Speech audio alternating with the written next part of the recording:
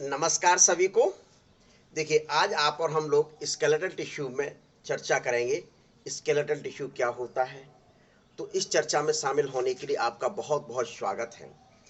तो ये आपको पता है पूर्व से कि आप और हम लोग एपिथेलियल टिश्यू यानी उपकला ऊतक पर चर्चा कर चुके हैं। उपकला ऊतक, यदि ध्यान होगा, कि प्रोटेक्टिव लेयर बनाता था जो एक्टोडर्म, मेसोडर्म और एंडोडर्म से जिसकी उत्पत्ति होती थी। क्लियर? इसके बाद आपने पढ़ा था कनेक्टिव टिश्यू। कनेक्टिव टिश्यू का मतलब ये बताया गया था आपको कि इस प्रकार का ऊतक जो बॉडी में सबसे ज़्यादा अबंडेंट हो, सबसे ज़्यादा अधिक मात्रा में पाया जाता हो और ऊतक ऑर्गन को जोड़ने का मुख्य रूप से ये कार्य करता हो, उसी को मुख्य रूप से क्या कहा जाता था?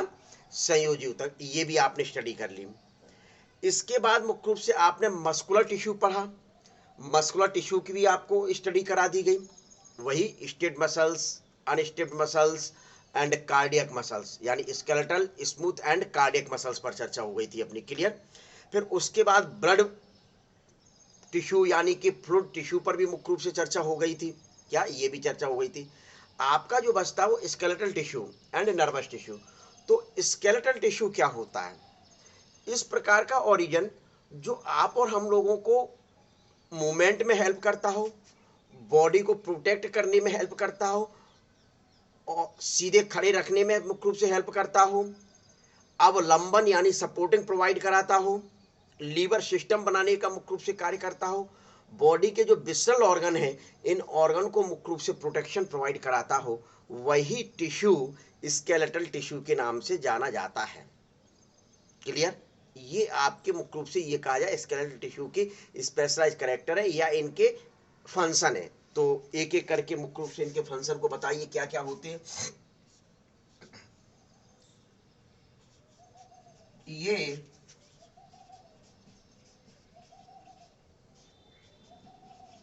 सपोर्टिंग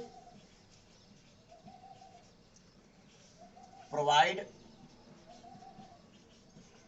कराता है। क्लियर? ये मूवमेंट एंड लोकोमोशन में हेल्प करता है। ये स्केलेटल मसल्स को जुड़ने के लिए स्थान देता है। ये बॉडी के सॉफ्ट ऑर्गन को प्रोटेक्ट करता है। क्या बॉडी के सॉफ्ट ऑर्गन को मुख्य रूप से क्या करता है? प्रोटेक्ट करता है। तो इस प्रकार से आप मुख्य रूप से इसके जो फंक्शंस है, मेन फीचर्स हैं, वह मेरे द्वारा आपको बताए गए। इसका जो ओरिजिन होता है,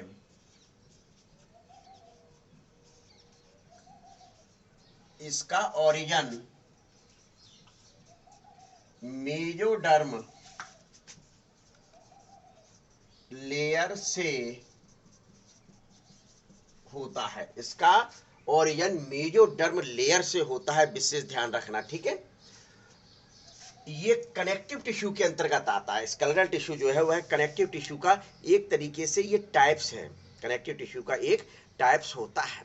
तो ये तो मुख्य रूप से इसके कुछ स्पेशलाइज कैरेक्टर या मुख्य रूप से फंक्शन है जो आपको तैयार करनी है, कहीं कुछ नहीं है। देखिए क्या बताया गया मेरे द्वारा। ये सपोर्टिंग प्रोवाइड कराता है, यानी सपोर्टिंग से मतलब ये है तात्पर्य कि आपकी बॉडी को अवलंबन या सपोर्ट देने का कार्य करता है। मूवमेंट एंड लोकोमोशन में हेल्प करता है। आप और हम लोग इसी के सहारे मुख्य रूप से चल सकते हैं। सीधे खड़े रहने में मुख्य रूप से ये हेल्प करता है। ये स्केलेटल मसल्स को जुड़ने के लिए ये जो स्टिफ मसल्स हैं, स्टिफ मसल्स कहाँ जुड़ी रहती हैं? स्टिफ मसल जो जुड़ी रहती हैं वह मुख्य रूप से सीधे सीधे आपकी बोन्स के ऊपर ही जुड़ी रहती है। बोन्स एक स्केलेटल टिश्यू का टाइप है जो अभी मेरे द्वारा बताया जाएगा।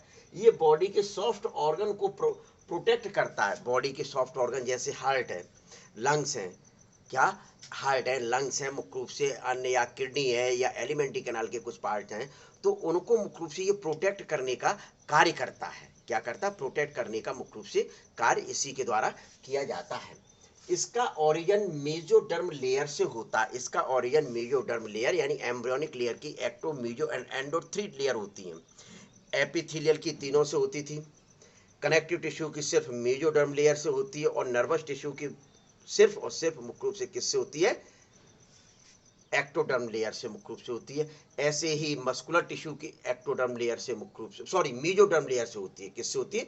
मेसोडर्म लेयर से होती है। तो ये आपको मुख्य रूप से इसके बारे में पढ़ना है। फिर आते हैं टाइप्स।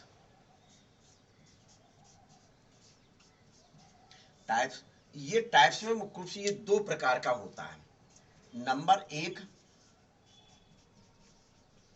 उपास्थि, यानी इसको कहा जाता है कार्टिलेज। क्या कहा जाता है बच्चों? उपास्थि, कार्टिलेज। दूसरा आता है अस्थि, बोन। ये मुख्य रूप से दोनों चीजें आपको इसमें स्टडी करनी है। कुल मिलाकर ये है। इनकी क्या क्या स्टडी करनी मैं ये आपको बता देता हूं। इनकी आपको मैट्रिक्स के बारे में अध्ययन करना है, इनकी आपकी सेल्स के बारे में अध्ययन करना है, इनके फाइबर के बारे में स्टडी करनी है, और ये कहा जाए इनकी स्ट्रक्चर आपको जानना है, और टाइप्स के बारे में मुख्य रूप से स्टडी इनके करना है। तो चलिए एक एक पर आप और हम लोग चर्चा करते हैं। सबसे पहले उपास्थि। यह एक प्रिमिटिव स्केलेटल टिश्यू के रूप में जाना जाता है, यानी प्राचीनतम स्केलेटल टिश्यू के रूप में जाना जाता है। प्राचीनतम या प्रिमिटिव कनेक्ट स्केलेटल टिश्यू से तात्पर्य है कि बॉडी में मुख्य रूप से सबसे पहले जो ओरिजिन होता है, बॉडी में सबसे पहले जिस मतलब बॉडी में मुख्य रूप से जो स्केलेटल टिश्यू में ओरिजिन होता है वह है आपका सबसे पहले यही टिश्यू है, कार्टिलेज। कार्टिलेज स्केलेटल टिश्यू का ही ओरिजिन होता है। बोन का मुख्य रूप से ऑसिफिकेशन के फलस्वरूप ओरिजिन होता है। बोन्स में मुख्य रूप से बाद सबसे पहले जो एम्ब्रियो डेवलप होता है वह एक skeletal tissue, cartilage skeletal tissue के रूप में होता है। उसमें बाद में कैल्शियम, फास्फोरस या मिनरल्स का डिपोजिशन के फलस्वरूप यानी कि ऑसिफिकेशन के फलस्वरूप बोन का ओरिजिन होता है। इस वजह से इसको कहा जाता है, यह प्रिमिटिव या प्राचीनतम टिश्यू के रूप में जाना जाता है। क्लियर? पहली बात तो आप ये अच्छी तरह से कर लें, इसका स्क्रीनशॉट ले लें, फिर मैं आपको इसको मिटाल के कार्टिलेज पर चर्चा विशेष तौर पर करता हूं। चलिए, मिटा ले लिया होगा स्क्रीनशॉट। चलिए हम भी मिटाने को तैयार बैठे हुए हैं। देखिए, तो सबसे पहले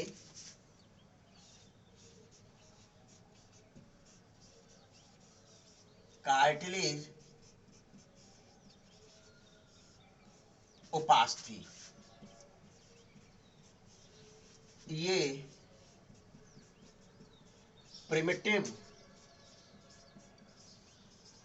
स्केलेटल टिश्यू है। ये प्रिमिटिव स्केलेटल टिश्यू होता है। इसमें मैट्रिक्स,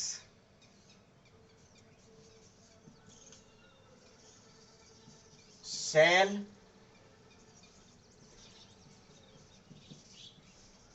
और फाइबर्स, क्या क्या चीजें मुख्य रूप से होती हैं? मैट्रिक्स, सेल और फाइबर। क्या क्या चीजें होती हैं? मैट्रिक्स, सेल और फाइबर की मुख्य रूप से इसके अंतर्गत आपको स्टडी करनी पड़ेगी।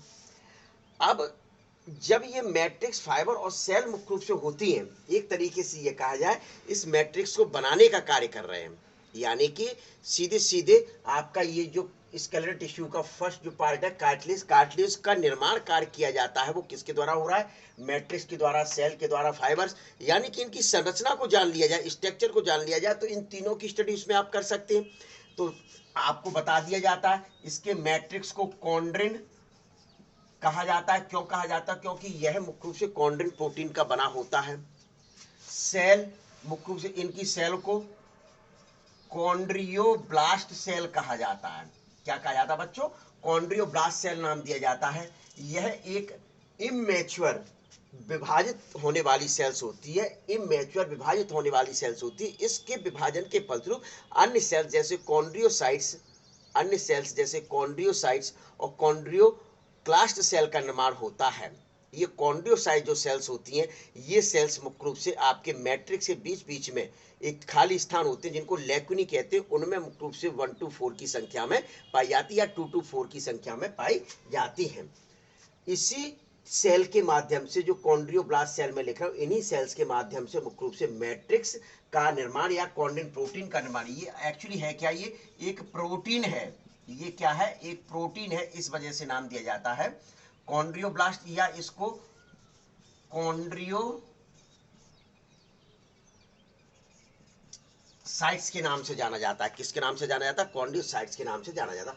फाइबर, फाइबर में तो आपको दो पता ही है कि एक तो आपके व्हाइट कोलेजन फाइबर होते हैं और एक येलो इलास्टिन फाइबर होते हैं। तो ये तो इतना मुख्य रूप से आपको स्टडी करनी। तो सबसे पहले आप स्ट्रक्चर के फॉर्म में पढ़ते हैं। देखिए, तो यहां मैं हेडिंग डालना चाहूंगा आपको,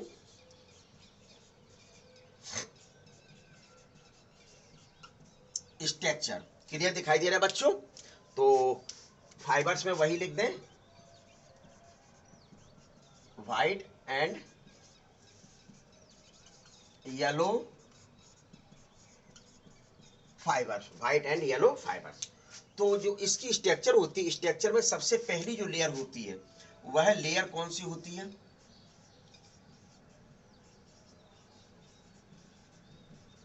पेरिकॉन्ड्रियम। सीधे सीधे ये कहा जाता है कि कॉटलेज की बाहरी साइड में, आउटर साइड में एक लेयर पाई जाती है, फाइब्रस लेयर होती है। कैसी लेयर होती है? फाइब्रस लेयर होती है। उसी लेयर को मुख्य रूप से क्या कहा जाता है? पेरिकॉन्ड्रियम के नाम से जाना जाता है। यानी कि ये तंतुमय लेयर होती है। कौन सी लेयर होती है? तंतुमय लेयर होती है। चलिए बना दीजिए डायग्राम को।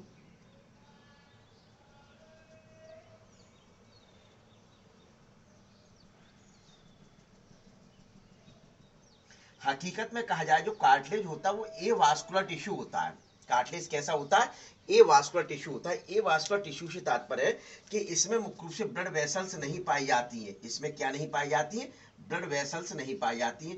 तो फिर ये फूड किस प्रकार से लेगा जब ब्लड वेसल्स नहीं पाई जाएंगी?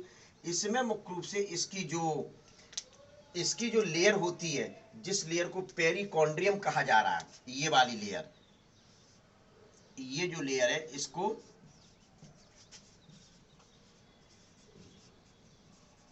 पेरिकॉन्ड्रियम, फाइब्रस पाए जाते हैं। यानी कि यह लेयर मुख्य रूप से तंतुमय होती है, तंतुमय होती है। इस लेयर में मुख्य रूप से क्या पाए जाते हैं? ब्लड वेसल्स पाई जाती हैं। ये क्या पाई जाती है? ब्लड वेसल्स पाई जाती है। तो ये जो कार्टिलेज जो है, ये वाला कार्टिलेज, अभी मैंने मैट्रिक्स नहीं बनाया, सेल्स नहीं बनाई, अभी बनाऊंगा। तो ये कार्टिलेज जो है, इन ब्लड वेसल्स जो आपके पेरिकॉन्ड्रियम में प्रेजेंट ब्लड वेसल से फूड को मुख्य रूप से ग्रहण करती हैं। लेकिन ये पेरिकॉन्ड्रियम जो लेयर होती है, यह मुख्य रूप से कैसी होती है? फाइब्रस होती है, तंतुमय होती है। तो इससे फ्रिक्शन कंडीशन बढ़ सकती है, इससे घर्षण की संभावना बढ़ सकती है। क्या घर्षण की संभावना बढ़ सकती है? तो इस वजह से यह ऐसे स्थानों पर एब्सेंट होती है। ये लेयर मुख्य रूप से जो है ऐसे स्थानों पर एब्सेंट होती है जहां घर्षण की संभावना होती है।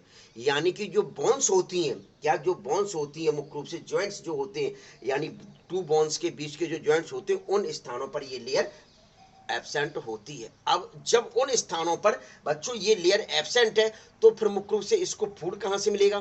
तो उस दौरान जो साइनोवियल फ्लूइड होता है, क्या टू जॉइंट्स के बीच में मुख्य रूप से जो फ्लूइड बना रहता है, जिसको साइनोवियल फ्लूइड कहा जाता है, उस साइनोवियल फ्लूइड के माध्यम से ये फूड को प्राप्त करते हैं। ये फूड को मुख्य रूप से प्राप्त करते हैं।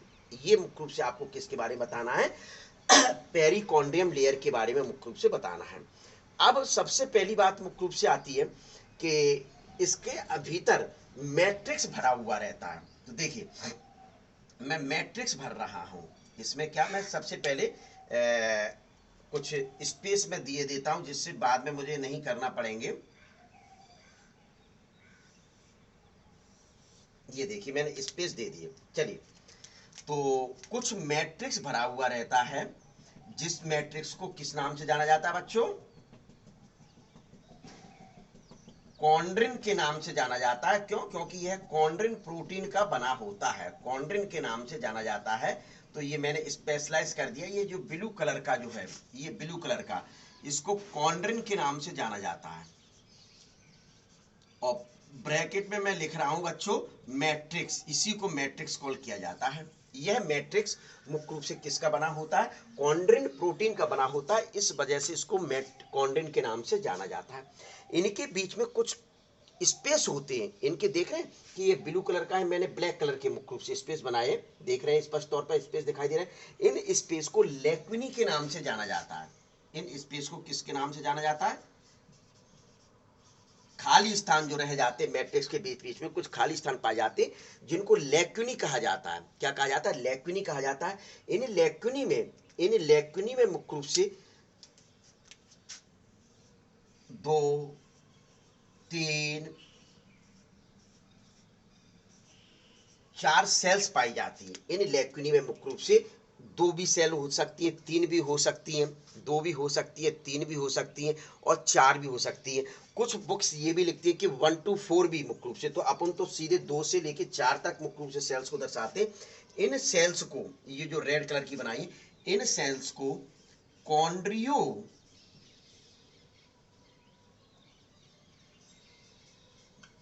साइट्स के नाम से जाना जाता है। किस नाम से जाना जाता है? इन सेल्स को कॉन्ड्रियोसाइट्स के नाम से मुख्य रूप से जाना जाता है। मैं आपको एक चीज बताना चाहता हूं सीधी सीधी। अब आ गया सेल पोर्शन आपका। तो सेल मुख्य रूप से इनको कॉन्ड्रियो ब्लास्ट कहा जाता है। देखिए लिखा हुआ कॉन्ड्रियो ब्लास्ट, इनको कॉन्ड्रियोसाइट्स भी आपकी बुक्स में लिखा हुआ है। हकीकत में क्या, यहाँ 3 प्रकार की सेल्स होती हैं। कितनी सेल्स होती हैं? 3 प्रकार की सेल्स होती हैं। नंबर 1 कॉन्ड्रियो ब्लास्ट सेल है।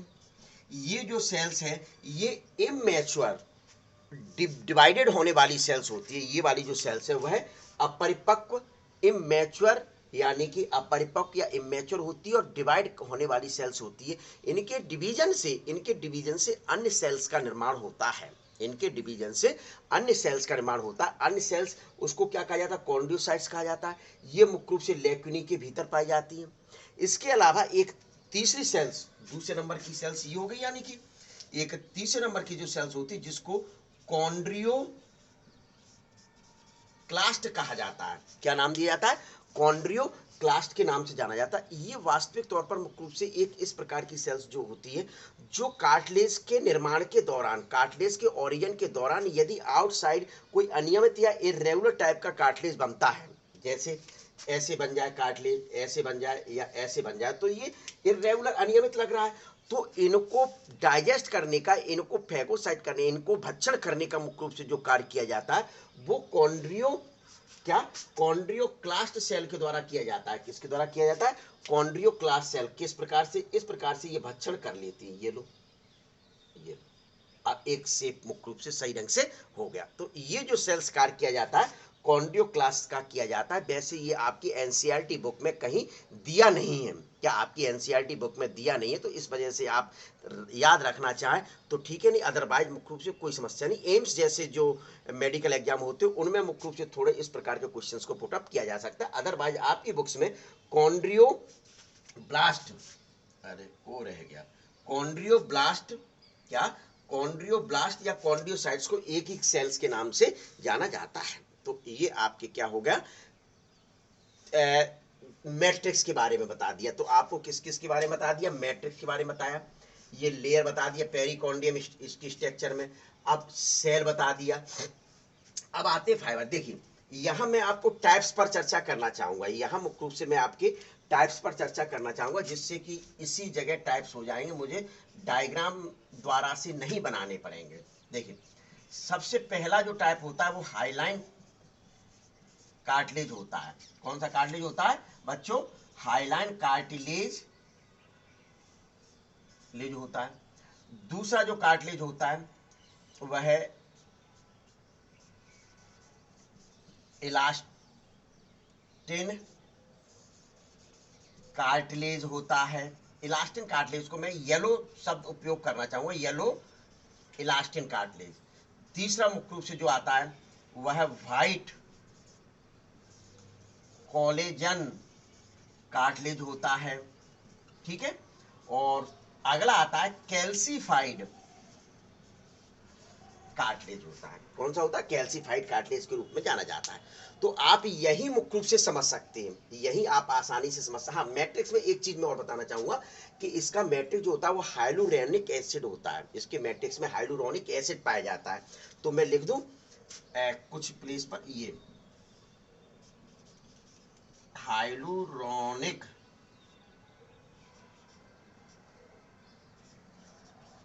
एसिड होता है। इसके अलावा मुख्य रूप से इसमें आपके क्या बोलते हैं,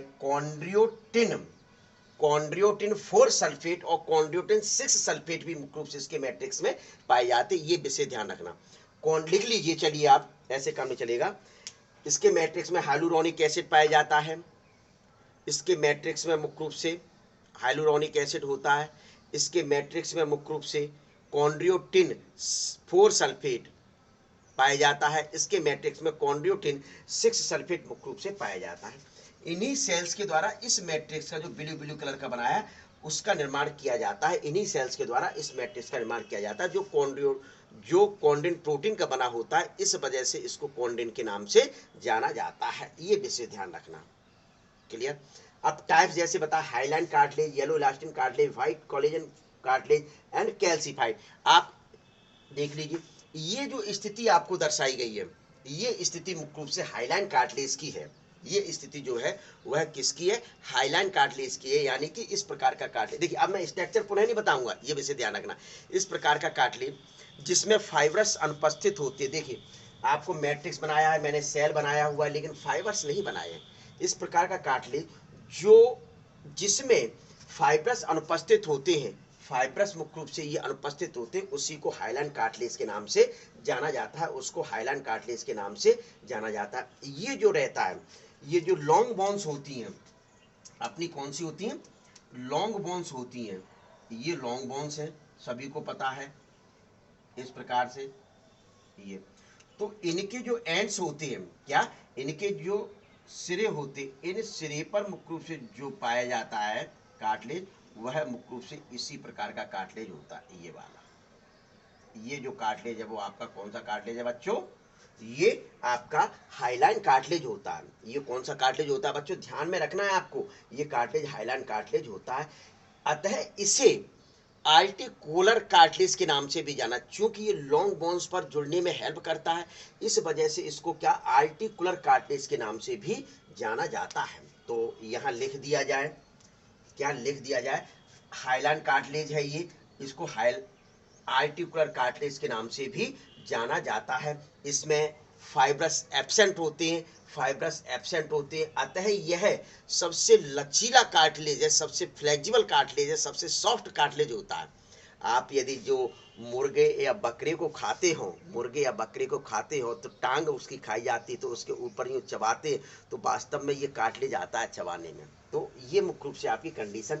एग्जाम्पल्स इसमें आपको क्या रटना है, क्या चीज है, ये मैं बता देता हूँ। देखिए बच्चों, एग्जाम्पल, तो देखिए मैं एग्जाम्पल लिख रहा हूँ आपको एक एक के। तो सबसे पहला एग्जाम्पल जीफॉइड, अभी मैं बताऊंगा जीफॉइड क्या होता है। ट्रेकिया भी बताऊंगा। ट्रेकिया में जो सी शेप के रिंग होती है, जो रिंग होती है वो इसी की मुख्य रूप से बनी हुई रहती है। रिफ्स ऑफ स्टर्नल,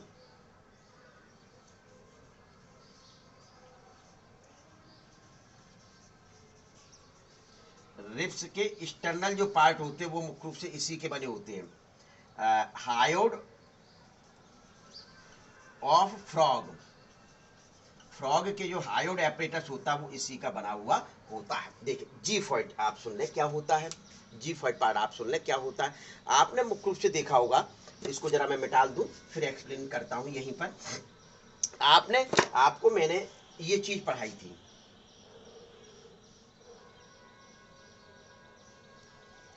ध्यान होगा।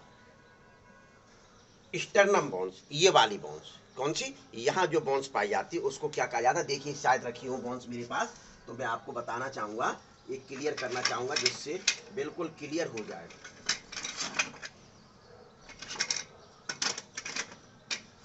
ढूंढनी पड़ेगी कहाँ कौन से गड्ढे में डली हुई है। देखिए सीधे सीधे मुख्य रूप से ये स्टर्नम है। स्टर्नम का ये पार्ट मैंने आपको मेनुब्रियम बताया था, ये पार्ट आपको बॉडी बताया था, ये मेनुब्रियम, ये बॉडी पूरा बताया था। तो इसके नीचे वाला जो पार्ट होता है यह पार्ट जीफॉइड कहलाता है। यह पार्ट क्या कहलाता है? जीफॉइड कहलाता है। तो जीफॉइड जो होता है वह हाइलान कार्टिलेज का ही बना होता है, वह हाइलान कार्टिलेज का बना होता है। तो ये वाला जो पार्ट है रेड कलर का मैं जो बना रहा हूँ, ये वाला जो पार्ट है वह मुख्य रूप से क्या कहलाता है? जीफॉइड कहलाता है। क्या कहलाता है? जीफॉइड। दूसरा आप जानते हैं वाइंड पाइप, ये वाला, इसमें आप देखेंगे सी शेप के रिंग लाइक स्ट्रक्चर पाई जाती, सी शेप के रिंग लाइक स्ट्रक्चर पाई जाती। तो इस वजह से लिख दिया ट्रैकिया के, क्या? ट्रैकिया के जो सी रिंग शेप के छल्ले जो होते हैं वह मुख्य रूप से स्टर्नल ऑफ रिब्स, रिब्स के मुख्य रूप से अंतिम सिरे जो स्टर्नम से जुड़ते हैं वह मुख्य रूप से सी के बने होते हैं। हायोड ऑफ फ्रॉग, यानी कि हायोड एपरेटस जो फ्रॉग में होता है, हायोड एपरेटस जो फ्रॉग में होता है वह मुख्य रूप से काय का बना होता है? हाइलान कार्टिलेज का ही बना हुआ होता है। तो ले लीजिए इसका स्क्रीनशॉट। मैं इसी डायग्राम को, अलग से डायग्राम नहीं बनाऊंगा, मैं इसी डायग्राम को हेरा फेरी करता रहूंगा, मैनिपुलेट करता रहूंगा, ये ध्यान रखना। चलिए ले लीजिए, पहला नंबर आपका क्लियर हो गया, यानी कि ये वाला पॉइंट आपका क्लियर हुआ अभी हाइलाइन। अब दूसरा मुख्य रूप से देखिए आपको पढ़ाया जाता है yellow elastin cartilage. Yellow elastin cartilage का मतलब क्या होता है? इसको मिटा दूं। देखिए येलो इलास्टिन कार्टिलेज का मतलब ये आपको पता है कि इलास्टिन प्रोटीन का बना होता है। जब ये इलास्टिन प्रोटीन का बना होता है तो निश्चित है कि ये सॉफ्ट फ्लेक्सिबिलिटी शो करेगा। क्या सॉफ्ट करेगा? फ्लेक्सिबिलिटी सॉफ्ट करेगा। लेकिन यह हाइलाइन की तुलना में फ्लेक्सिबल नहीं होता है। हाइलाइन ज्यादा लचीला होता है क्योंकि उसमें फाइबर्स थे ही नहीं, उसमें फाइबर थे ही नहीं, तो मुख्य रूप से लचीला कहाँ से होगा? वो कहाँ से होगा? लेकिन इसमें इलास्टिन फाइबर पाए जाते हैं, इलास्टिन फाइबर पाए जाते हैं, इस वजह से यह हाइलाइन की तुलना में कम लचीला होगा। हाइलाइन कार्टिलेज की तुलना में मुख्य रूप से कैसा होगा? कम लचीला होता है हाइलाइन की। तो किस प्रकार से मैं आपको रेड कलर के मुख्य रूप से इसमें क्या बना देता हूँ? फाइबर बना देता हूँ। ये लीजिए, ये मैंने फाइबर डाल दिए। ये जो फाइबर है, इन फाइबर को इलास्टिन फाइबर कहा जाता है।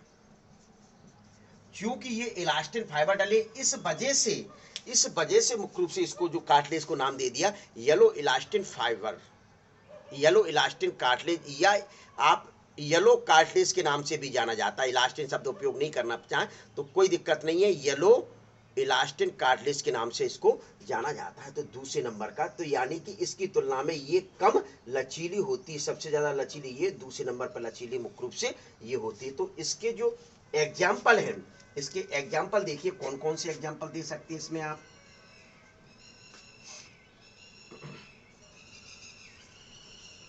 ईयर पिन्ना, एक एक अभी मैं बताता हूं बच्चों क्या होता है ईयर पिन्ना। एपिग्लोटिस, क्या? Epiglottis, auditory canal, tip of nose,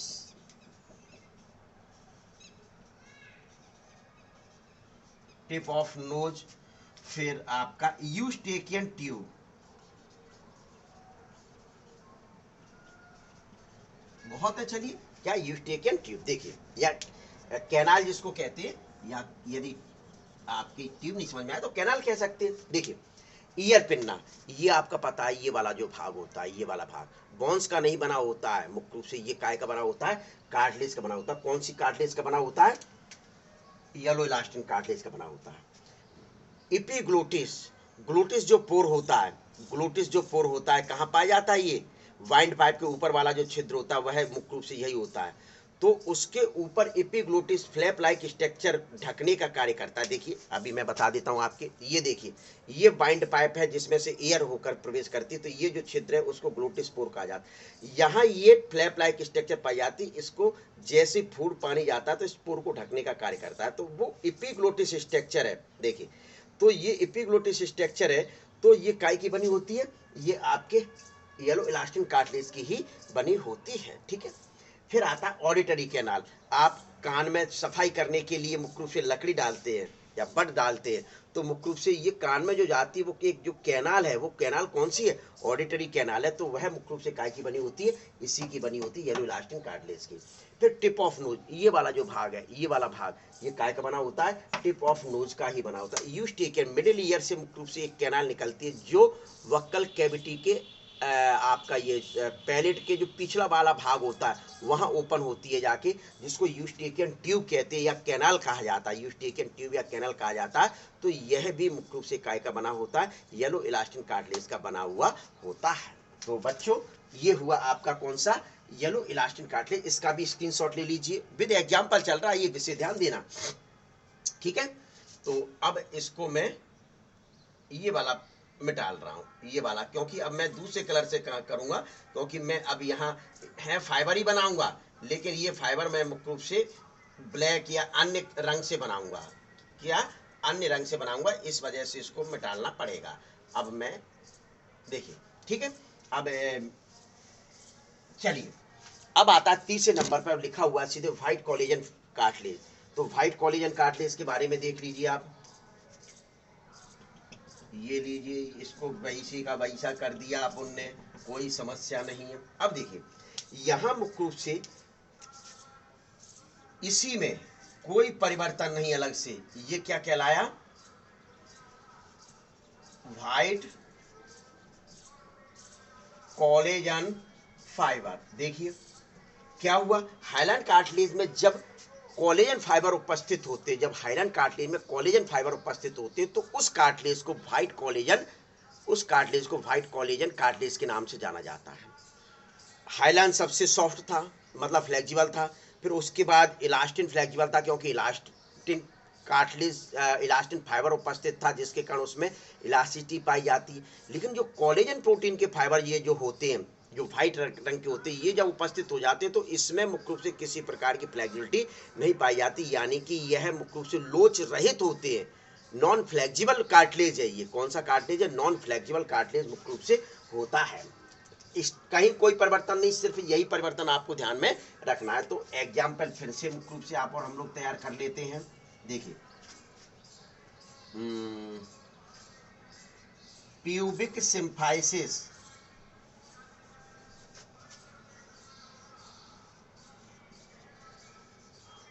pubic symphysis inter vertebral disc, intervertebral disc, ये मुख्य रूप से ध्यान में रख लीजिए। ये काय के बने होते हैं, ये व्हाइट कोलेजन कार्टिलेज के बने होते हैं या कोलेजन कार्टिलेज के मुख्य रूप से बने होते हैं। तो इतना आपको काय में तैयार करना है। तीसरे नंबर का जो टाइप्स है, तीसरे नंबर का जो टाइप, देखिए ये टाइप्स चल रहा है, इसे ध्यान देना, ये वाला गोले के अंदर वाला टाइप्स, ठीक है। अब इसको भी मैं मिटाना चाहूंगा, जब तक स्क्रीनशॉट लीजिए। ये मैं इसमें फाइबर अनुपस्थित अब कर रहा हूँ, चौथे नंबर का जो आएगा उसमें फाइबर को हटाना पड़ेगा, तो ये मैंने अनुपस्थित कर दिए। देखिए तो ये भी हटा रहा हूँ, ये लीजिए, ये लीजिए, ये लीजिए। चलिए अब चौथे नंबर का मुख्य रूप से जो आता है उसको क्या कहा जाता है, कैल्सीफाइड कार्टिलेज। प्रारंभ में मुख्य रूप से जो कैल्सीफाइड कार्टिलेज होती है वो हाइलाइन कार्टिलेज ही होती है। बच्चों ये ध्यान में रखना है, प्रारंभ में स्टार्टिंग में जब कार्टिलेज का निर्माण होता है तो वह प्रारंभ में हाइलाइन कार्टिलेज ही होता है, लेकिन उसमें बाद में कैल्शियम या मिनरल्स का डिपोजिशन होने लगता है, कैल्शियम फास्फोरस आयन के डिपोजिशन होने लगता है, संग्रहण होने लगता है, जिसके कारण बहुत कठोर हो जाती है। क्या यह कार्टिलेज मुख्य रूप से कैसी हो जाती है, कठोर हो जाती है, यानी बोन जैसी हो जाती है। तो उसी कार्टिलेज को क्या कहा जाता है, कैल्सीफाइड कार्टिलेज के नाम से जाना जाता है, कैल्सीफाइड कार्टिलेज के नाम से जाना जाता है। इसका तो ले लिया होगा स्क्रीनशॉट में मिटा रहा हूं, क्या किस नाम से जाना जाता है, कैल्सी। प्रारंभ में ये कार्टिलेज कैसी होती है, हाइलाइन कार्टिलेज ही होती है, लेकिन बाद में इसमें कैल्शियम आयन या मिनरल्स के डिपोजिशन के कारण बहुत अत्यधिक कठोर हो जाती है, तो उसी को कैल्सीफाइड कार्टिलेज के नाम से जाना जाता है, कैल्सीफाइड कार्टिलेज के नाम से जाना जाता है। बहुत कठोर हो जाती, सबसे कठोर मुख्य रूप से जो होती है वो यही होती है। ये आपको बच्चों ध्यान में रखना है। एग्जाम्पल कर लीजिए। चलिए एग्जाम्पल क्या आता है, देखिए बहुत अच्छे एग्जाम्पल है, ये विषय ध्यान रखना। पेक्टोरल, चल हटा, supra scapula of pectoral girdle of frog, यानी मेढक की जो पेक्टोरल गर्डिल होती है, उस पेक्टोरल गर्डिल का ऊपर जो तिकोना भाग होता है उसको सुप्रा स्कैपुला कहते हैं। वो सुप्रा स्कैपुला काय का बना होता है? कैल्सीफाइड कार्टिलेज का ही बना होता है, कैल्सीफाइड कार्टिलेज का ही बना होता है। पहली चीज तो ये। दूसरी, पेल्विक गर्डिल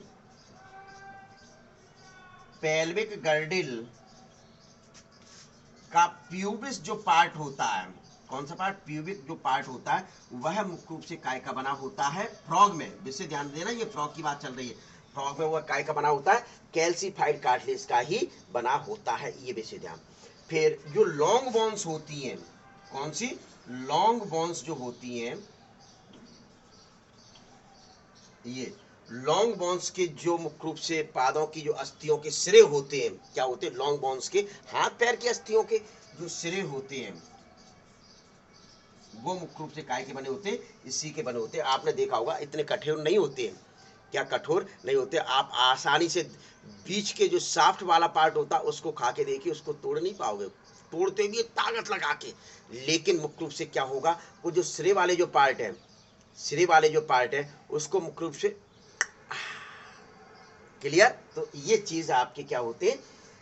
कैल्सीफाइड कार्टिलेज होता है। तो इतना आपको मुख्य रूप से देखिए। चलिए, इसमें आप चाहें तो ये मिनरल्स डिपोजिशन मैंने कर दिया, ये लीजिए, ये मिनरल्स का डिपोजिशन कर दिया, कैल्शियम आयंस का डिपोजिशन कर दिया, ये देखिए रेड कलर के, ये लीजिए, ये आपका अब कैल्शियम आयन हो गया। तो इसको क्या कह दिया? Calcified cartilage. क्या कह दिया? कैल्सीफाइड कार्टिलेज के नाम से इसको जाना गया। तो ये आपका क्या होता है? पूरा का पूरा कार्टिलेज होता है, विद स्ट्रक्चर, विद टाइप। ले लीजिए एक बार स्क्रीनशॉट। फिर आप और हम लोग चलते हैं अब दूसरे बोन्स के ऊपर। चलिए, इसका जो मैट्रिक्स होता है, विशेष ध्यान रखना, सेमी सॉलिड होता है, ठोस नहीं होता है, अर्ध ठोस होता है। कैसा होता है? अर्ध ठोस होता है। चलिए,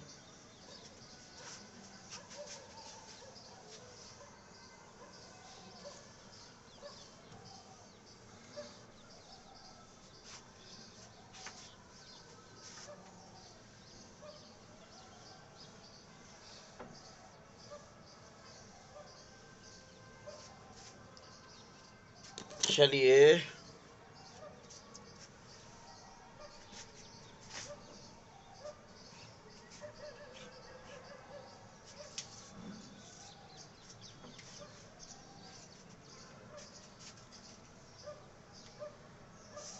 देखिए, अब आप और हम लोग स्टडी करेंगे बोन्स। आपको ध्यान होगा बोन्स की नंबर, स्केलेटल सिस्टम पूरा मैंने बता दिया था। तो वो जो स्केलेटल सिस्टम था वो इसी टिश्यू का बना था। Bones cartilage, bones connective tissue, bones connective tissue, bones connective tissue एक स्केलेटल कनेक्टिव टिश्यू का ही टाइप्स है, एक स्केलेटल कनेक्टिव टिश्यू का ही मुख्य रूप से टाइप्स होता है। तो ये जो बोन्स होती है बहुत कठोर होती है, अपनी बॉडी के सॉफ्ट ऑर्गन को मुख्य रूप से सपोर्ट प्रोवाइड कराते हैं। आप और हम लोगों को सीधा खड़े रखने में मुख्य रूप से हेल्प करते हैं। क्या? सीधे, एक तरीके से कहा जाए लीवर सिस्टम जो बॉडी का बनता है वो इन्हीं के द्वारा बनाया जाता है। अवलंबन जो प्रदान किया जाता है वो इन्हीं के द्वारा। लोकोमोशन मूवमेंट मुख्य रूप से जो होता है आप और हम लोगों में, ये देखिए, ये मूवमेंट हो रहा है, लोकोमोशन ये हो गया। देखिए मैं गायब हो गया वहां से आपके सामने से, फिर वापस आ गया, ये लीजिए। तो ये जो कंडीशन, ये जो हुआ लोकोमोशन, मैंने इधर से उधर गया, तो ये कंडीशन आपके क्या होती है? ये चलन कहलाती है, लोकोमोशन कहलाती है। यह भी मुख्य रूप से बोन्स की हेल्प के कारण होता है। अब आप कहोगे सर बोन्स की हेल्प कैसे होती है? भाई, बोन्स के ऊपर स्केलेटल सिस्टम पाया जाता है, स्केलेटल आपके क्या बोलते हैं, स्केलेटल मसल्स पाई जाती है। यह मसल्स मुख्य रूप से कॉन्स्ट्रिक्ट और रिलैक्स होती है। तो उसी दौरान मुख्य रूप से क्या होता है कि आप और हम लोग चल पाते हैं, या गति कर पाते हैं, या मूवमेंट कर पाते हैं। तो ये वह बोन्स है। तो वही बोन्स में पढ़ेंगे आप। क्या क्या पढ़ेंगे देख लीजिए। पहली चीज तो आपको मैट्रिक्स पढ़ना पड़ेगा। क्या? मैट्रिक्स। दूसरी चीज आपको सेल्स पढ़नी पड़ेंगी, तीसरी चीज मुख्य रूप से आपको क्या पढ़ना पड़ेगा, फाइबर पढ़ने पड़ेंगे। वही है, कोई वो नहीं है। अब बात प्रश्न मुख्य रूप से इस चीज का उठता है, प्रश्न इस चीज का उठता है, इसके मैट्रिक्स को वहां कॉर्डिन कहा गया था, यहाँ क्या कहेंगे बच्चों, ओसिन। किस नाम से जाना जाता है, ओसिन, क्योंकि यह ओसिन प्रोटीन का बना होता है। किसका बना होता है, ओसिन प्रोटीन का बना होता है, और यह सेल्स द्वारा मुख्य रूप से सीक्रेट होता है, सेल्स द्वारा मुख्य रूप से स्रावित होता है। इनकी जो सेल्स, इसका जो मैट्रिक्स है बहुत कठोर होता है, अर्ध ठोस नहीं है। उसका जो बताया था कार्टिलेज का अर्ध ठोस होता है, यहाँ सॉलिड होता है, यहाँ मुख्य रूप से ठोस होता है। सेल्स, इनकी सेल्स को क्या कहा जाता है, ऑस्टियोब्लास्ट कहा जाता है, या ऑस्टियोसाइट्स कहा जाता है। बच्चों थोड़ा सा सुन लीजिए, जैसे वहां सुना था ऑस्टियोब्लास्ट, इसकी इमैच्योर डिवाइडेड सेल होती है, यानी अपरिपक्व विभाजन करने वाली सेल्स होती है। अपरिपक्व विभाजन करने वाली सेल्स मुख्य रूप से जो होती है वो ऑस्टियोब्लास्ट होती है। इसके विभाजन के फलस्वरूप मुख्य रूप से अन्य सेल्स का निर्माण होता है। उन सेल्स को मुख्य रूप से क्या कहा जाता है, ऑस्टियोसाइट्स कहा जाता है। दूसरी जो सेल्स बनती है उसको ऑस्टियोक्लास्ट कहा जाता है। अब प्रश्न ये उठा, सर आपने यहां भी लिख दिया था, क्योंकि आपकी एनसीईआरटी में ऑस्टियोब्लास्ट और ऑस्टियोसाइट्स को एक ही कहा गया है, और वास्तव में एक ही होती है। बस अंतर क्या है कि यह अपरिपक्व विभाजित करने वाली सेल्स है भाई, लेकिन निर्माण तो इसी से हो रहा है। इसके विभाजन के फलस्वरूप अन्य सेल्स बन रही हैं, ऑस्टियोसाइट्स और ऑस्टियोक्लास्ट सेल। ये जो आपके लेक्विनी में प्रेजेंट होती है, यहाँ एक लेक्विनी में एक सेल्स जो प्रेजेंट होती है वो ऑस्टियोसाइट्स के नाम से ही जानी जाती है। यह परिपक्व और विभाजन ना करने वाली सेल्स होती है, यह परिपक्व और विभाजित ना करने वाली सेल्स होती है। ऑस्टियोक्लास्ट सेल्स क्या होती है, जब अतिरिक्त किसी बोन्स पार्ट का निर्माण होता है, ये देख लीजिए, ये बोन्स है, अब बोन्स का ऐसे अतिरिक्त पार्ट का निर्माण हो गया, ये लीजिए, तो अच्छी लगेंगी बोन्स, क्या पता चल रहा आपने, वहां एक निकल के जा रही। तो इसको भक्षण करने का जो कार्य करती है, वह जो सेल्स कार्य करती है, उन्हीं सेल्स को मुख्य रूप से क्या कहा जाता है, ऑस्टियोक्लास्ट सेल्स कहा जाता है। यह शेप प्रोवाइड कराने का एक तरीके से भक्षण करके कराती है। ठीक है, तो ये आपकी कौन सी सेल्स हुई, सेल्स। इन्हीं के द्वारा इस मैट्रिक्स का श्रावण किया जाता है, इन्हीं के द्वारा ओसिन प्रोटीन का श्रावण किया जाता है। फिर आते हैं फाइब्रस, और फाइब्रस में तो आपको पता ही है, बार बार मैं क्या, अभी जैसे मैंने बताए थे, कोलेजन फाइबर पाए जाते हैं और इलास्टिन फाइबर पाए जाते हैं। क्या पाए जाते हैं, कोलेजन फाइबर पाए जाते हैं और इलास्टिन फाइबर मुख्य रूप से पाए जाते हैं। तो ये जो एक तरीके से कहा जाए, अस्थियां, अस्थियों को मुख्य रूप से क्या, जैसे कहा स्टडी, यदि कोई पूछे अस्थियों की स्टडी को, तो क्या क्या हुए, osteology, study of bones are called osteology, study are bones called osteology. ये जो बोन्स होती हैं ये जुड़ती हैं, देखिए यहाँ एक बोन्स ये है, दो बोन्स यहाँ रेडियो अल्ला, ये आपकी ह्यूमरस बोन है, तो यहाँ ये जॉइंट्स हैं हिंज जॉइंट्स के द्वारा। तो वास्तविक तौर पर मुख्य रूप से जो कब्जा संधि है, तो ये जुड़ी, तो इनकी स्टडी को क्या कहा जाएगा, आर्थ्रोलॉजी। बोन्स की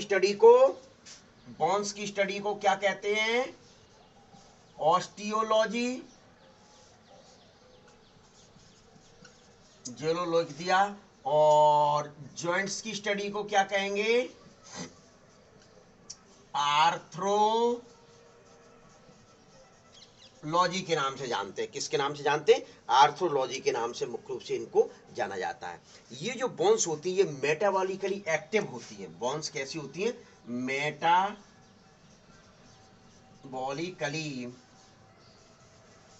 एक्टिव होती है, मेटाबॉलिकली मुख्य रूप से कैसी होती है, एक्टिव होती है।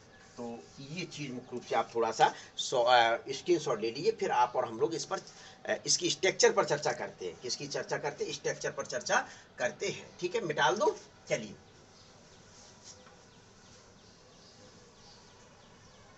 देखिए, अब आता है इसकी स्ट्रक्चर, तो लिख दीजिए यहां बड़े बड़े अक्षरों में।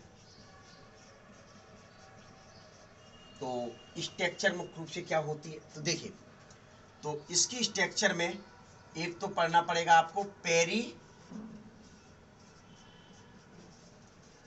ऑस्टियम, दूसरा एंडो ऑस्टियम, तीसरा मैट्रिक्स, चौथा सेल और पांचवा फाइबर्स। अब आप कहोगे सर ये अभी आप बता चुके हो, ये फिर से लिख दिया कि ये अभी आप बता चुके हैं, फिर से लिख दिया। भैया मैंने आपको बता दिया तो स्वाभाविक है, पूर्व में बता दिया तो अब नहीं बताऊंगा। आप क्यों टेंशन ले रहे हो, आप क्यों मुख्य रूप से रुष्ट होते हैं? आप अपने हाइपर ना हुआ करें, ये विषय ध्यान दिया करें। तो देखिए पेरियोस्टियम, इसकी जो आउटर जो लेयर होती है, जो आउटर लेयर होती है वह लेयर मुख्य रूप से क्या कहलाती है? पेरियोस्टियम कहलाती है। किसी भी बोन्स की मुख्य रूप से ये कहा जाए, जब ये बोन्स है,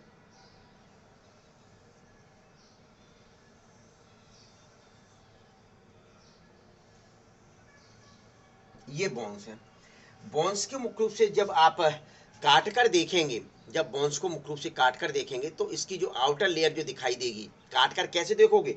टीएस ट्रांसवर्स सेक्शन काट कर देखेंगे तो इसमें जो आउटर लेयर होती है वह पेरियोस्टियम कहलाती है। क्या कहलाती है बच्चों? पेरियोस्टियम कहलाती है, जो फाइब्रस कनेक्टिव टिश्यू की बनी होती है। काय की बनी होती है? फाइब्रस कनेक्टिव टिश्यू की बनी होती है। अब स्वाभाविक है यह फाइब्रस कनेक्टिव टिश्यू की बनी हुई है। काय की बनी हुई है? फाइब्रस कनेक्टिव टिश्यू की बनी होती है। तो स्वाभाविक है, क्या स्वाभाविक है कि मुख्य रूप से ये क्या करेगी कि आपके क्या बोलते हैं, सीधे सीधे टेंडन लिगामेंट जो है इसी से जुड़े होते हैं। फाइब्रस कनेक्टिव टिश्यू बनी होती है तो टेंडन जो लिगामेंट्स होते हैं वो वास्तविक तौर पर पेरियोस्टियम लेयर से ही जुड़े होते हैं। ये आपको विशेष तौर पर ध्यान में रखना है। क्या विशेष तौर पर मुख्य रूप से ये चीजें आपको ध्यान में रखनी है। तो अब ये बताया जाता है कि जो पेरियोस्टियम है यह कोलेजन तंतुओं का बना हुआ मुख्य रूप से वास्कुलर लेयर है। कोलेजन तंतुओं का बना हुआ, कोलेजन तंतु मतलब वही कोलेजन प्रोटीन के बने होते हैं, कोलेजन प्रोटीन के बने होते हैं, इस वजह से इनको कोलेजन तंतु कहा जाता है। यह उन जगहों पर, पेरियोस्टियम उन स्थानों पर अनुपस्थित होती है जहां हड्डियों पर आर्टिकुलर कार्टिलेज पाया जाता है। देखिए अब स्वाभाविक है, अब बात आ गई। देखिए मैंने आपको इन बोन्स के ऊपर रेड कलर का पीछे बता के आया था, ये वाला जो पार्ट, ये सिरे वाले पार्ट पर मुख्य रूप से एक कार्टिलेज बताया था जिसको हाइलाइन कार्टिलेज कहा था, और ये कहा था कि यह आर्टिकुलर कार्टिलेज होता है। यानी कि मुख्य रूप से सीधे सीधे कहा जाता है इन आर्टिकुलर कार्टिलेज पर मुख्य रूप से क्या अनुपस्थित बताई थी? पेरिकॉन्डियम लेयर बताई थी। क्यों? क्योंकि वह तंतु में थी, वह भी घर्षण का कार्य कर रही है। यह लेयर जो पेरियोस्टियम है यह भी white connective tissue, white fibrous connective tissue की बनी होती है पेरियोस्टियम लेयर। तो इन स्थानों पर मुख्य रूप से ये अनुपस्थित होती है जहां मुख्य रूप से आर्टिकुलर कार्टिलेज पाया जाता है। आर्टिकुलर कार्टिलेज पाया जाता है उन स्थानों पर पेरियोस्टियम लेयर मुख्य रूप से कैसी होती है? अनुपस्थित होती है। ये आप ध्यान में रखना है। पहली बात तो मुख्य रूप से ये क्लियर हो गई। देखिए अब क्या होता है, पेरियोस्टियम के नीचे ही एक अन्य लेयर पाई जाती है। पेरियोस्टियम के नीचे एक अन्य लेयर पाई जाती है जिसको बना दूं इसी के नीचे, इसको मान लीजिए, ये देख, इसको मान लीजिए पेरियोस्टियम। ये जो ब्लू कलर की बनाई है इसको मान लीजिए एंडोऑस्टियम लेयर। क्या इनके नीचे मुख्य रूप से क्या होता है कि ये जो सेल्स मैंने अभी बताई, ये सेल्स इकट्ठी हो जाती हैं, एकत्रित हो जाती हैं। चलिए सेल्स को मैं एकत्रित कर दूं, तो उसी लेयर को मुख्य रूप से क्या कह दिया? एंडोऑस्टियम कहा गया। यह मैट्रिक्स सीक्रेट करती है। तो मैट्रिक्स ये इसमें डला हुआ है, ये लीजिए बिल्कुल हार्ड प्रोवाइड करा दूं मैं। ये देखिए, ये इसको मैं थोड़ा सा यहां कर दूं, ये हार्डनेस मतलब ये बिल्कुल इस अवकाश नहीं होंगे, बिल्कुल अवकाश नहीं होंगे, क्योंकि बोन्स का टाइप्स भी पढ़ना पड़ेगा आपको यहाँ अभी। ये देखिए यहाँ इसको दूसरी चीज से बनाऊं मैं जरा।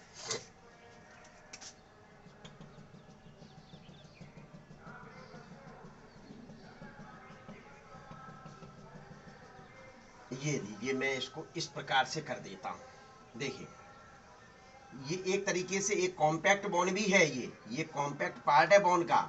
देखिए लंबी बोन्स का साफ्ट वाला बीच का जो पार्ट होता है वह पार्ट क्या कहलाता है? कॉम्पैक्ट पार्ट कहलाता है। ये विषय ध्यान रखना। तो स्वाभाविक है इसकी जो सेंटर की जो कैविटी है, ये वाली जो कैविटी है, ये जो कैविटी इसको मैरो कैविटी कहा जाता है। क्या कहा जाता है बच्चों?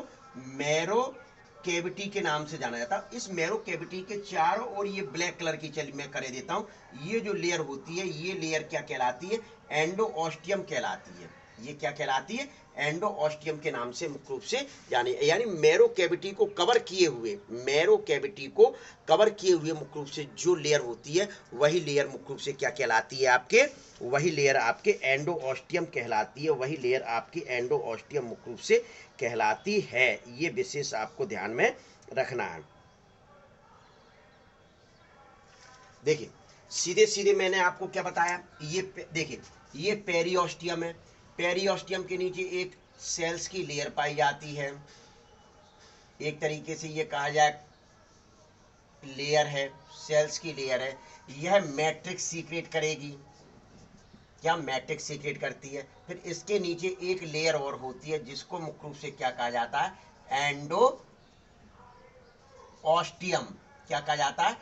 एंडोऑस्टियम के नाम से मुख्य रूप से उसको जाना जाता है। अर्थात मैरो कैविटी, बोन्स के बीच का जो स्थान होता है उसको मैरो कैविटी कहते हैं। गुहा, मैरो कैविटी। उस मैरो कैविटी को कवर किए हुए जो लेयर होती है, वही लेयर क्या कहलाती है? एंडोऑस्टियम कहलाती है। क्या कहलाती? एंडोऑस्टियम कहलाती है। पहली चीज तो मुख्य रूप से आपकी ये हुआ।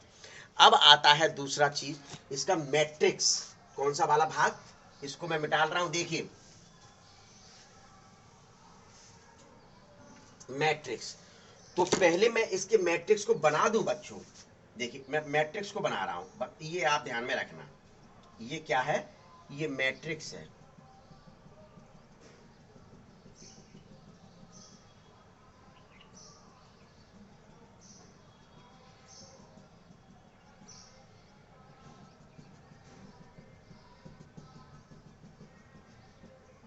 मैट्रिक्स में मैं कुछ पहले से स्ट्रक्चर बना के रख दूं, नहीं फिर मिटालना पड़ेगा मुझे।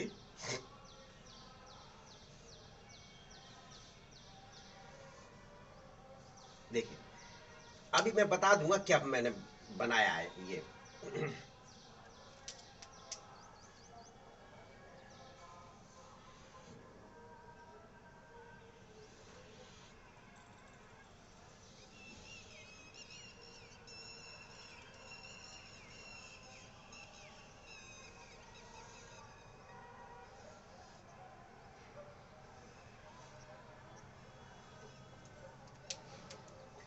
अब इसमें मैं मैट्रिक्स भर देता हूं, ठीक है बच्चों?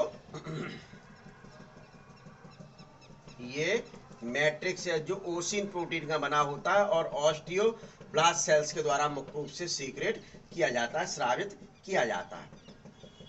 इसके मैट्रिक्स में मुख्य रूप से ब्लड वेसल्स पाई जाती हैं। ये ब्लड वेसल्स जो है मुख्य रूप से एक कैनाल लाइक स्ट्रक्चर बनाने का कार्य करती हैं। तो देखिए ब्लू कलर की बनी हुई ये कैनाल लाइक, इस कैनाल लाइक स्ट्रक्चर को हैवर्सियन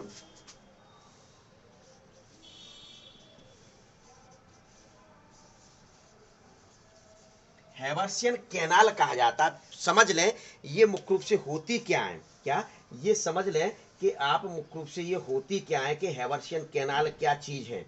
ये जो हैवर्सियन कैनाल होती है, ये है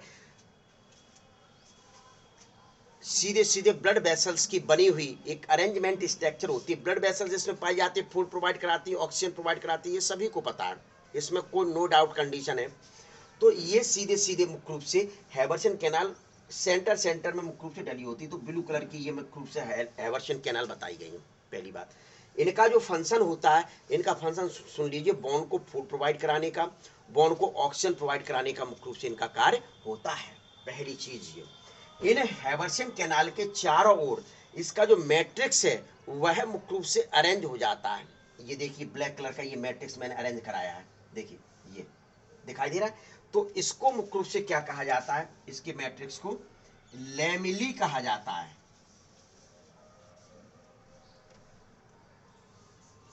क्या कहा जाता है? लैमिली के नाम से मुख्य रूप से जाना जाता है। ठीक है, मैट्रिक्स हैवर्सियन कैनाल के चारों ओर अरेंज हो जाता है, उसी को लैमिली कहा जाता है। चलिए लैमिली कह दिया। इन पर मुख्य रूप से कुछ स्ट्रक्चर पाई जाती हैं इन लैमेली पर।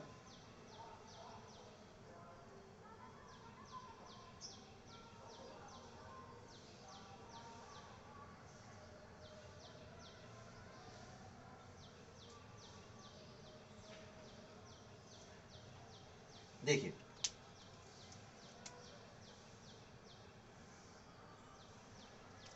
कुछ स्ट्रक्चर पाई जाती हैं, मैं इन स्ट्रक्चर को रेड कलर की बनाने जा रहा हूं। थोड़ा बड़ा बन गई हैं, इनको छोटा मैं कर रहा हूं।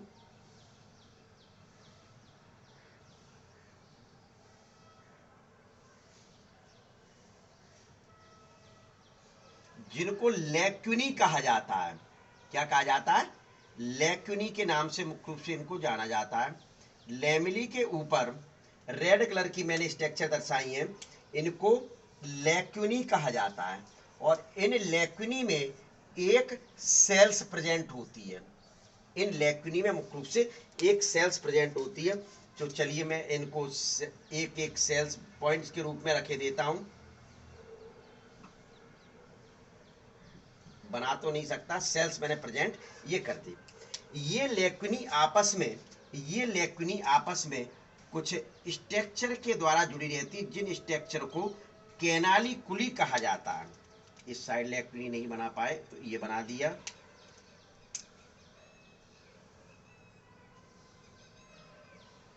देख लीजिए, ये मैं आपस में जोड़ रहा हूं।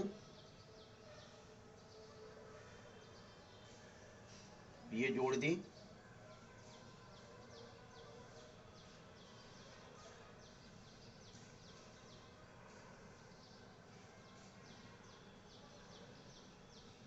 ठीक है, ये देखिए क्या मैंने बच्चों अभी तक बताया। बहुत महत्वपूर्ण सिस्टम है, ये ध्यान में रखना कि ब्लड वेसल जो होती है वह ब्लड वेसल्स मैट्रिक्स में मुख्य रूप से गोल हो जाती है, कैनाल लाइक एक स्ट्रक्चर बना देती है, जिसको हेबर्शियन कैनाल कहा जाता है।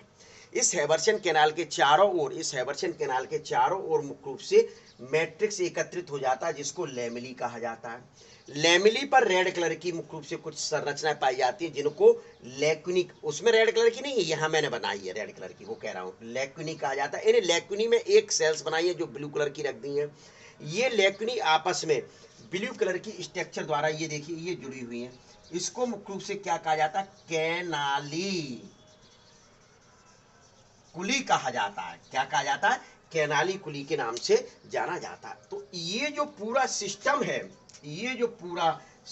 है, इस पूरे सिस्टम को हैवर्सियन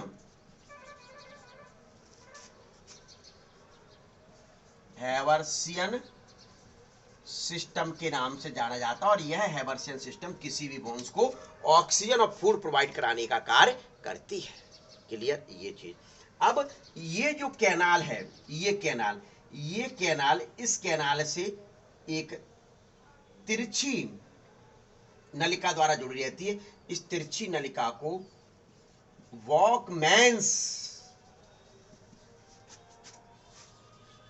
कैनाल कहा जाता है। एक हैवर्शियन कैनाल दूसरे हैवर्शियन कैनाल से वॉकमैन्स के द्वारा मुख्य रूप से जुड़ी होती है। एक हैवर्शियन कैनाल दूसरे हैवर्शियन कैनाल के वॉकमैन्स के द्वारा जुड़ी होती है, उसी को मुख्य रूप से वॉकमैन्स कैनाल के द्वारा जुड़ी हुई रहती है। यानी ये तिरछी जो नलिका मैंने बनाई, इन्हीं को वॉकमैन्स कैनाल के नाम से जाना जाता। बहुत ही महत्वपूर्ण ऑब्जेक्टिव क्वेश्चन बहुत अच्छे बनते हैं, और बोर्ड एग्जाम में मुख्य रूप से, यानी बोर्ड के द्वारा हर स्टेट में जो एग्जाम कराए जाते हैं 11th के, उनमें बहुत ज्यादा ये क्वेश्चन पूछा जाता है।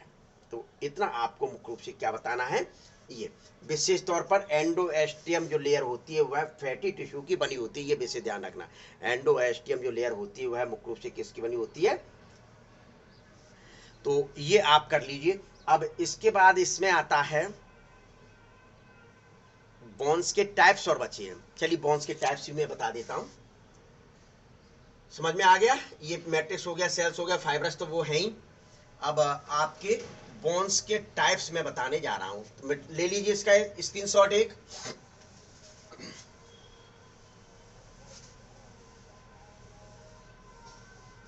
देखिए टाइप्स ऑफ बोन। अब स्ट्रक्चर यहां से हट जाओ भैया, तुम्हारा कोई काम नहीं बचा। अब टाइप्स आ जाओ। कभी कभार अक्षर छोटे लिखने की आदत है। टाइप्स देखिए,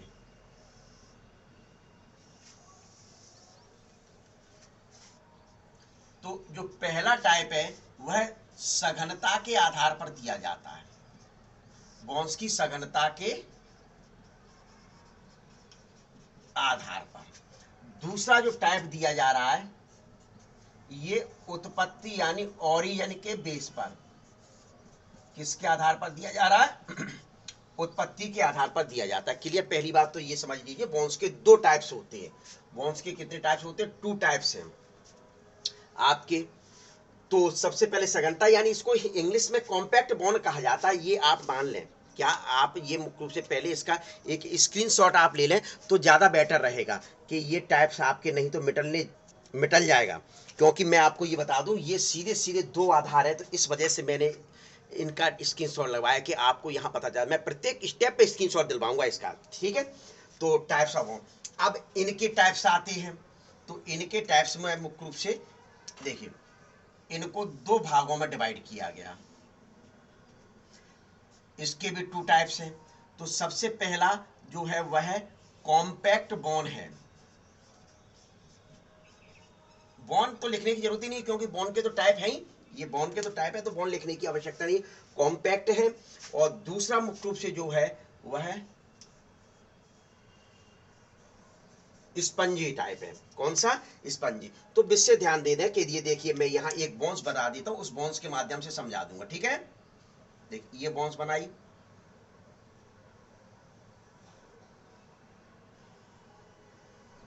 ये चलिए,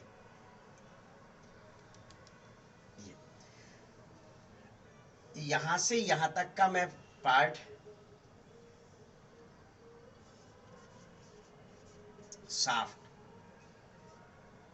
ये पूर्व में भी कई बार मैं आपको बता चुका हूं, पूर्व में भी कई बार बता चुका हूं बच्चों, ध्यान में रखना। अब इस पार्ट को अपने को टाइटली कर देना है। क्यों? क्योंकि अभी इसी पर चर्चा होगी।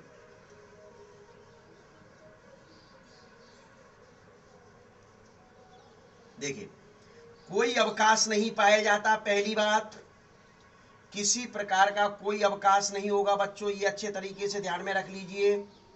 बीच में खाली स्थान नहीं होते हैं।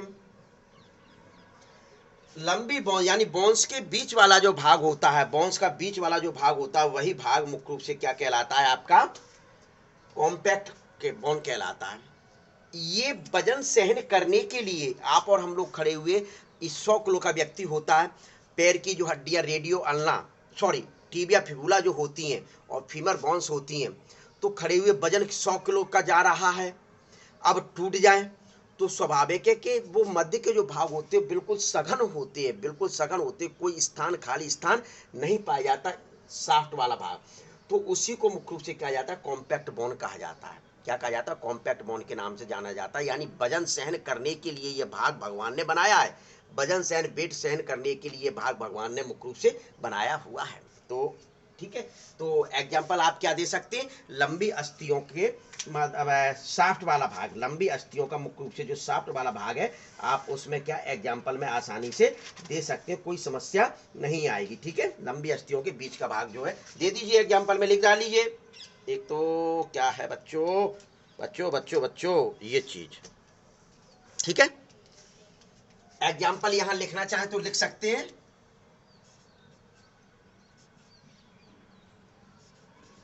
लॉन्ग बॉन्स का ये साफ्ट पार्ट, देखिए अब बीच का भाग, अब ये आता है स्पंजी पार्ट। तो ये देखिए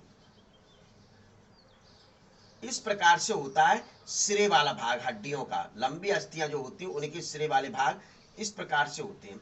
तो इनके बीच में क्या पाया जाता है? स्पेस पाया जाता है। क्या पाया जाता है? आप देख रहे हैं कि मैं स्पेस स्पष्ट तौर पर बना रहा हूं, ये स्पेस है, ये क्या है? खाली स्थान है, मतलब स्पेस है।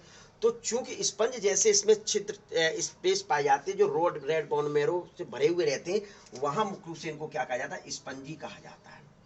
स्पंजी कहा जाता है। इन्हीं भागों के माध्यम से स्पंजी, इन्हीं के बाद, ये देखिए मैं रेड बोन मेरो भर दे रहा हूं, ये देखिए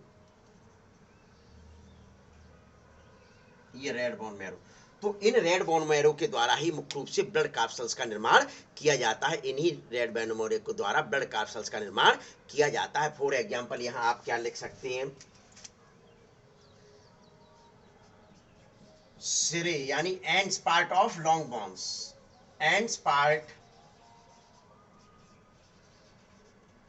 of long bones, ends part of long bones. Clear? तो ये मुख्य रूप से आपका सघनता के आधार पर दो टाइप समाप्त हो गए। अब यहां जो प्रश्न उठता है, यहां जो प्रश्न उठता है, यह मुख्य रूप से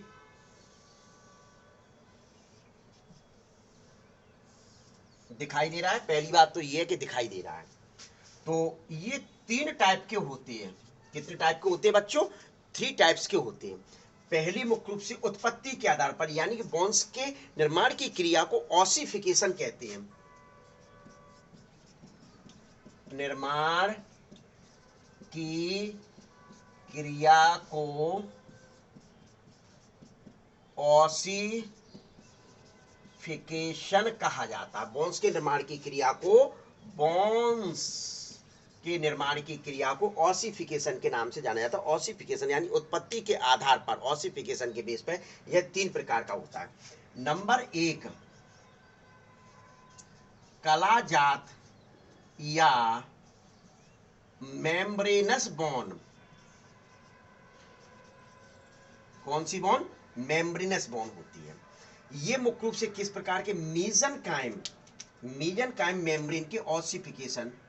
तो मैं यहां रेड से लिखना चाह रहा हूं, मीजनकाइम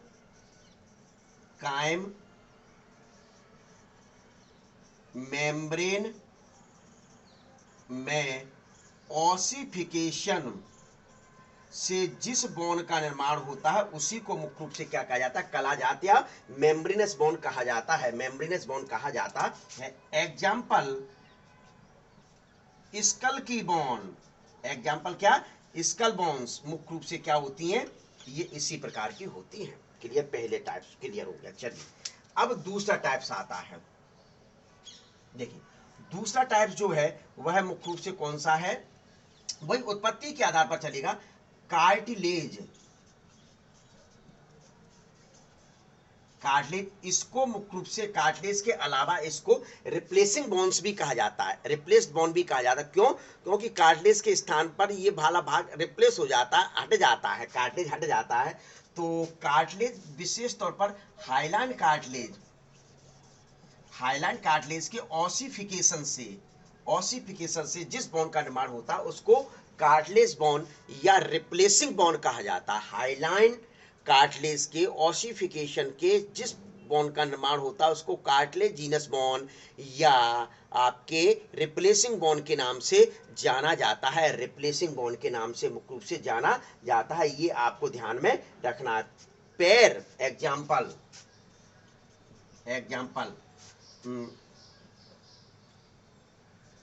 लेग्स की बोन मुख्य रूप से यही होती हैं। Legs bone and vertebral column, vertebral column की जो बोन होती हैं वह मुख्य रूप से कौन सी होती हैं? कार्टिलेजिनस बोन होती हैं, कार्टिलेजिनस बोन होती है। तो ये अब तीसरा जो टाइप्स आता है, तीसरा टाइप्स आता है sesamoid bone. Sesamoid bone, sesamoid bone क्या होता है?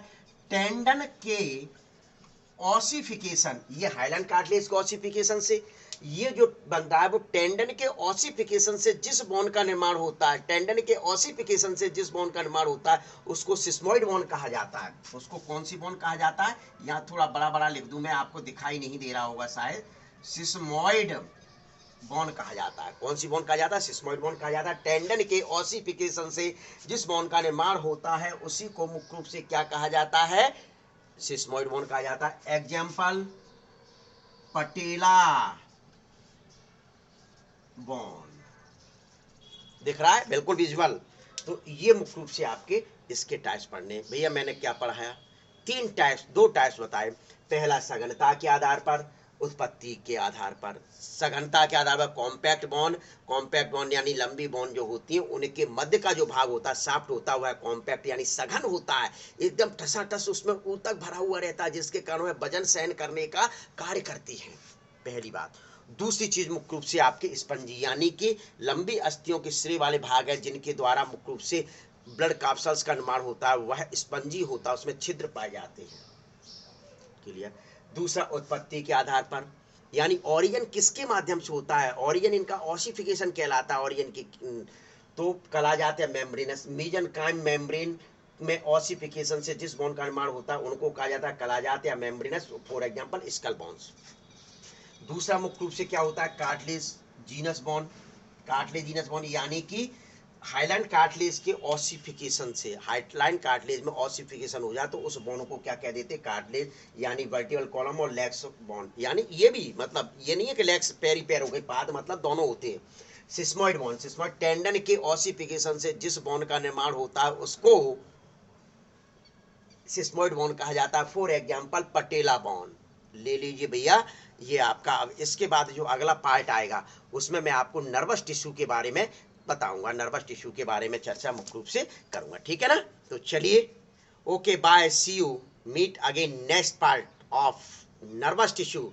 यदि आप पसंद करें तो सब्सक्राइब अवश्य करें, निश्चित तौर पर मुख्य रूप से आप मेरे चैनल को पसंद कर रहे हैं तो सब्सक्राइब कर रहे हैं, इसका रेस्पॉन्स मुझे मिल रहा है। दूसरा, लाइक भी करें और शेयर करने का विशेष ध्यान रखें। चलिए ले लीजिए स्क्रीनशॉट।